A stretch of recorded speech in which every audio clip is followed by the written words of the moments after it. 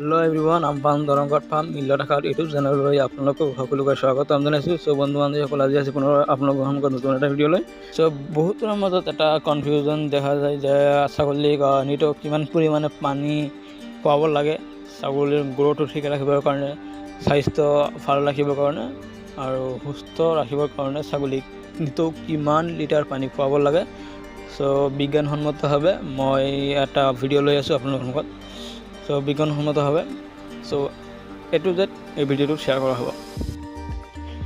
So বন্ধু বান্ধৱীসকল, যদি ছাগলীটোৰ আৰু সুস্থ স্বাস্থ্য আৰু বেমাৰ আজাৰৰ পৰা ৰক্ষা পাব বিচাৰে তেনেহ'লে ছাগলীক প্ৰতিদিনে এটা প্ৰাপ্তবয়স্ক ছাগলীক নিতৌ আপোনালোকে 4 পৰা 5 লিটাৰমান পানী খুৱাব লাগিব। তেনেহ'লে ছাগলীটোৰ গ্ৰথটো ঠিক থাকিব আৰু আপোনাৰ যেটো স্বাস্থ্য ঠিক থাকিব, সুস্থ থাকিব আৰু বেমাৰ আজাৰৰ পৰা ৰক্ষা পাব।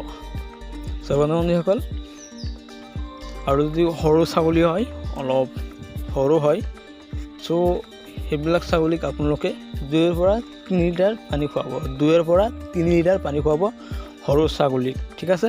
আৰু ছাগলীয়ে নিতৌ ঘাঁহ তাৰপিছত গছৰ পাত খায়, ইহঁতে সেইবিলাকৰ পৰা পানী সংগ্ৰহ কৰে খায়। সো এইবিলাকৰ উপৰিও ছাগলীক আপোনালোকে নিতৌ 4 পৰা 5 লিটাৰ পানী খুৱাব এটা প্ৰাপ্তবয়স্ক ছাগলীক। তেনেহ'লে ছাগলীটোৰ স্বাস্থ্য সুস্থ আৰু বেমাৰ আজাৰ ৰক্ষা পাব আৰু ইয়াৰ গ্ৰথটো ঠিক থাকিব। সো এইটো বিজ্ঞানসন্মতভাৱে আপোনালোকক ক'লোঁ, ঠিক আছে।